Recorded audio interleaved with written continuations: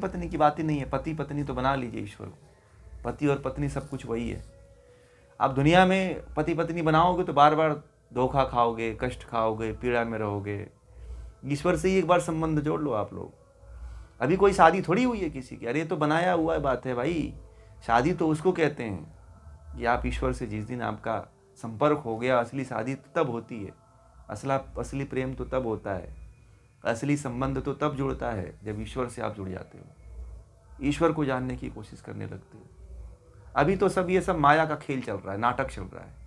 जैसे फिल्म देखते हैं ना, तो फिल्म में हर एक्टर कोई मुंबई से होता है, कोई दिल्ली से होता है, कोई फलाना बंगाल से होता है, सब अपना अपना रोल अदा करके चले जाते हैं। और जो है डायरेक्टर जो है फिल्म को सब एक जोड़ जाड़ करके एक कर देता है, 3 घंटे की मूवी बना देता है, और जाते हो, पैसा देते हो, टिकट फिल्म दे करके थके थके मारे घर चले आते हो। ठीक है, फिर भी आप नहीं समझ पाते हो कि ये जो खेल चल रहा है वो केवल नाटक का खेल चल रहा है। ये जो आप अपने घर में और अपने परिवार में कर रहे हो, नाटक है तो कर रहे हो आप, और कुछ थोड़ी कर रहे हो। आप अभी बहुत बड़े अभिनेता हो, परंतु यह है कि जो डायरेक्टर है वो आपके सामने नहीं दिखता है, और जो आप लोग ये संसारिक डायरेक्टर है वो तो हीरो बना हुआ है, परंतु हमारा जो डायरेक्टर वो दिखता नहीं है। हमें छोड़ रखा है कि तुम एक्टिंग करो, ठीक है। वो कहता है कि एक्टिंग तुम करोगे और मैं उसको रिकॉर्ड करूंगा, ठीक है। हमारा डायरेक्टर ऐसा है कि वो कहता है कि तुम एक्टिंग करो, मैं रिकॉर्डिंग करूंगा, परंतु ये ध्यान रखना कि तुम जो जो एक्टिंग करोगे उसी के अनुसार तुम्हारे कर्म का फल मैं दूंगा। तुमको मैं ऐसा बना दिया हूं कि तुम खुद अब एक्टिंग करो और फिल्म बनाओ, ठीक है। इसलिए फिल्म बनाना आप लोग तो बड़े सोच समझ के फिल्म बनाना, ऐसे ही अंडमंड फिल्म मत निकाल देना। अपने जीवन के, हर व्यक्ति के जीवन की एक फिल्म है, और अपने जीवन में ऐसे अंडबंड फिल्में मत बना लेना आप लोग। फिर वो क्या हो जाएगी, फ्लॉप हो जाएगी, विरोध होने लगेगा। अब यहाँ तो सेंसर बोर्ड है, वहाँ तो सेंसर बोर्ड है भी नहीं कि आप कहीं जुगाड़ लगा करके कर्मों को कम करवा लोगे नेताओं से कहीं बातचीत करवा करके, राजनीति में जा करके कहोगे कि भाई फिल्म हमारी पास करवा दो, वहाँ तो पास ही नहीं होगी, क्योंकि वहाँ कोई मंत्री उंत्री का काम नहीं चलता है। वहाँ तो सीधे ईश्वर कहता है कि गलत तो गलत, तुम कुछ भी हो, तुम राजा हो, मंत्री हो, कुछ भी हो, तुम रहोगे अपने कर्म के अनुसार ही जीवन को, तुम लाइन में ही खड़े रहोगे, तुम्हारे साथ कोई भी जो है नरमी नहीं बरती जाएगी। कर्म का दंड ईश्वर एकदम सबके लिए बराबर करता है, इसीलिए वह सबसे महान है, ठीक है। समझ में आ गई बातें। तो फिल्म अपनी बनाइए, कौन मना कर रहा है, परंतु ईश्वर को केंद्र में रखिए। जो व्यक्ति अपने जीवन की शुरुआत ईश्वर को केंद्र में रख के नहीं करता है, ईश्वर को सब कुछ मान के नहीं करता है, उसी व्यक्ति का जीवन फ्लॉप होता है, उसी की फिल्म जो है फ्लॉप हो जाती है, उसी का जीवन फ्लॉप हो जाता है, वह अपने जीवन से टूट जाता है। जब संसार के लोगों की तरफ दौड़ोगे तो ईश्वर की तरफ जिस दिन आप नाता जोड़ लोगे ना, तो फिर संसार के लोगों के प्रति जितनी इच्छाएं हैं, जितनी आकांक्षाएं हैं, वो सब टूट जाएंगी।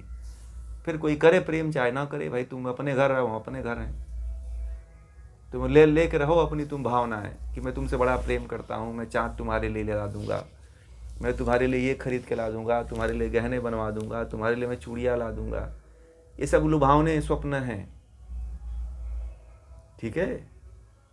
ब्रह्म से जोड़ने के बाद भाई किसी चीज़ की आवश्यकता ही नहीं है। मीरा को कौन सी आवश्यकता पड़ी बताइए। मेरा तो एक खाली बस कपड़े, एक वस्त्र अपने उसके शरीर पे था, क्योंकि उसने सब कुछ ईश्वर को मान लिया था, कृष्ण को मान लिया था। पहला प्रेम किससे करिए, ये बहुत बड़ा ज्ञान है जिसको किसी को पता ही नहीं है कि पहला प्रेम किससे करना चाहिए। बहुत लोग यही सोचते हैं कि पहला प्रेम तो हमारा होगा तो बहुत अजीब होगा। कोई कहते हैं ना कि कोई गाना आता है, हाँ तुम बिल्कुल वैसी हो जैसा मैंने सोचा था, है ना। ऐसे ही लोग ऐसे आते हैं ना गाने फिल्मों में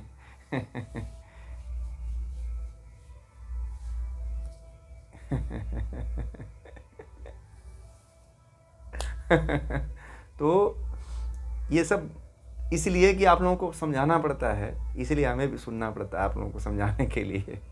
ठीक है, तो परमात्मा से ही प्रेम रखिए। संसार की वस्तु से यदि सोचते हो कि हम उसके जैसा हम सोचे थे वैसा ही हमें मिले, तो वैसा किसी को मिलता नहीं और दुखित हो जाता है।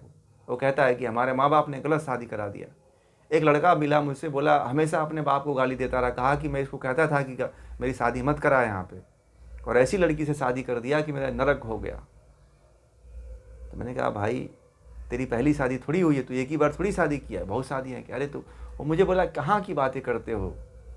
मैंने कहा कि सच बोल रहा हूँ, तुम्हें पता नहीं है, तुम जानते नहीं हो, तुम्हारी बहुत शादियाँ हो चुकी हैं, कोई तुम्हारी पहली शादी थोड़ी है। तुम 1000 बार भोग के आए हो भाई, केवल शरीर बदला है। ठीक है, 1000 पत्नियां आपकी हो चुकी हैं, 1000 पति हो चुके हैं, कोई एक बार थोड़ी आप लोग भोग के आए हो। और लोग कहते हैं कि अब इस बार जीवन में मैं कोई ऐसा काम नहीं किया। अरे बहुत किए हो भाई, सब पूरा चिट्ठा आपके पीछे पूरा छपा हुआ है। पढ़ोगे तो आप ही नहीं पढ़ पाओगे कि मेरा कितना चिट्ठा पुराना है, कितने आपके जीवन में कैसे कौन कौन से कर्म किए हो। ईश्वर सब छुपा दिया है। ईश्वर बड़ा हमारे साथ न्याय करता है कि कुछ याद नहीं होने देता है हमको। ठीक है, कि यदि इसको कुछ याद पिछले जन्म का हो गया तो ये मर जाएगा, ये तो पागल हो जाएगा ये। ठीक है, इसलिए ईश्वर देखिएगा किसी की स्मृति को नष्ट कर देता है, किसी की स्मृति किसी को याद नहीं होती है। ठीक है, समझ में आ गई बातें। तो ये बहुत सी महत्वपूर्ण बातें थीं, इसको आप लोग याद रखिएगा और ईश्वर को केंद्र में रखिए, सबसे पहले स्थान पे रखिए ईश्वर को। ठीक है, बाकी दुनिया भाड़ लेने चली जाए, तेल लेने चली जाए, सब छोड़ दीजिए। ठीक है, ईश्वर को हटाइए, विषयों को हटाइए, ईश्वर को पहले स्थान पे लाइए, संसार के लोगों से संबंध हटाइए और ईश्वर की तरफ जोड़िए। कुछ नहीं होने वाला है संसार के साथ जुड़ करके। आप देख लो, आप बहुत जो संसार के साथ आप लोग जुड़ते हो वो संसार के साथ बहुत दिनों तक नहीं जुड़ पाओगे, उसमें दुख ही मिलना है। कितना भी भोग लो भोग को, दुख ही मिलने वाला है और कुछ नहीं होने वाला है। ठीक है।